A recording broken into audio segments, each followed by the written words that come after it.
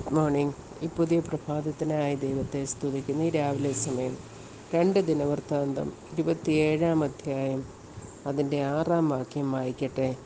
ഇങ്ങനെ യോഥാം തൻ്റെ ദൈവമായ യഹോവയുടെ മുൻപാകെ ക്രമമായി നടന്നതുകൊണ്ട് അവൻ ബലവാനായിത്തീർന്നു. ഒരു വലിയ ആത്മീയ സത്യമാണ് ദൈവത്തിൻ്റെ പരിശുദ്ധാത്മാവ് ഈ വാക്യങ്ങളിലൂടെ രേഖപ്പെടുത്തിയിരിക്കുന്നത്. ക്രമമായി യഹോവയുടെ മുൻപാകെ ക്രമമായി നടക്കുക, എങ്കിൽ മാത്രമേ ആത്മീയമായി ബലവാന്മാരായി തീരുവാൻ സാധിക്കുകയുള്ളൂ. നമ്മുടെ ജീവിതത്തിൽ എപ്പോഴെങ്കിലുമൊക്കെ ഏതെങ്കിലുമൊക്കെ ആവശ്യങ്ങൾക്കോ ഏതെങ്കിലും പ്രതിസന്ധികൾ വരുമ്പോൾ മാത്രമോ ദൈവത്തെ വിളിച്ചപേക്ഷിക്കുന്ന ഒരനുഭവമെങ്കിൽ നമുക്ക് ബലവാന്മാരായി തീരുവാൻ കഴിയുകയില്ല. എന്നാൽ ഞാൻ യഹോവയെ എല്ലാ കാലത്തും വാഴ്ത്തും, അവൻ്റെ സ്തുതി എപ്പോഴും എൻ്റെ നാവിന്മേലിരിക്കുമെന്ന് ആ സങ്കീർത്തനക്കാരനോട് ചേർന്ന് ഓരോ ദിവസവും പറഞ്ഞ് നമ്മുടെ ജീവിതയാത്ര മുൻപോട്ട് പോകുമെങ്കിൽ ഏത് പ്രതികൂലത്തിൻ്റെ മധ്യത്തിലും ഏത് പ്രതിസന്ധിയുടെ മധ്യത്തിലും ഉറച്ചു നിൽക്കുവാൻ, അതാണല്ലോ യെശയ്യാ പ്രവചനത്തിൽ പറയുന്ന, സ്ഥിരമാനസൻ നിന്നിൽ ആശ്രയം വെച്ചിരിക്കാൻ നീ അവനെ പൂർണ്ണ സമാധാനത്തിൽ കാക്കുന്നു. അതോട് ചേർന്ന് 1-ാം സങ്കീർത്തനത്തിലും ദൈവത്തിൻ്റെ പരിശുദ്ധാത്മാവ് രേഖപ്പെടുത്തുന്നത്, യഹോവയുടെ ന്യായപ്രമാണത്തിൽ സന്തോഷിച്ച് അവൻ്റെ ന്യായപ്രമാണത്തെ രാപ്പകൽ ധ്യാനിക്കുന്നവൻ ഭാഗ്യവാൻ. അവൻ ആറ്റിരികത്ത് നട്ടിരിക്കുന്നതും തക്ക കാലത്ത് ഫലം കായ്ക്കുന്നതും ഇലവാടാത്തതുമായ വൃക്ഷം പോലെ ഇരിക്കും. അവൻ ചെയ്യുന്നതൊക്കെയും സാധിക്കും.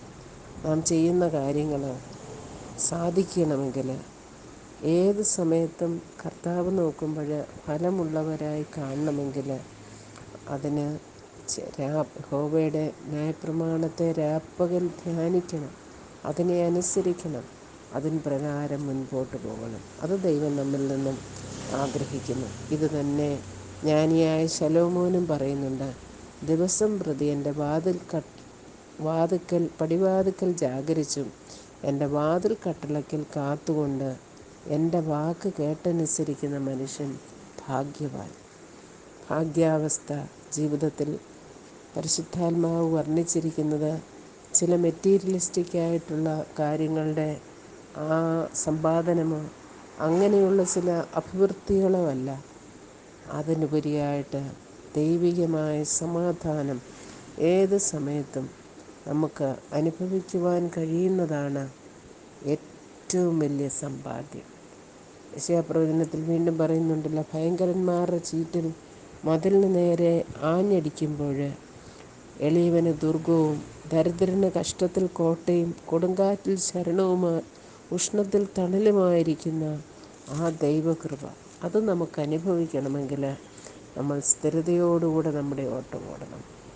വീണ്ടും അപ്പോസ്തലൻ എബ്രായലേഖന കർത്താവ് പറയുന്നുണ്ടല്ലോ, നമ്മുടെ മുൻപിൽ ഒരോട്ടം, അത് സ്ഥിരതയോടെ ഓടണം. യേശുവിനെ നോക്കണം.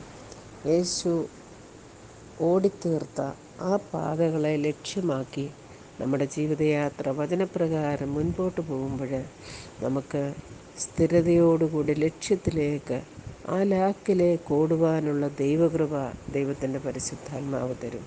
ചഞ്ചലപ്പെടാതെ, പതറാതെ, തളരാതെ ഈ കൃപയിൽ ആശ്രയിച്ച് മുൻപോട്ട് പോകുവാൻ ദൈവത്തിൻ്റെ പരിശുദ്ധാത്മാവ് നമ്മെ സഹായിക്കട്ടെ. God bless you.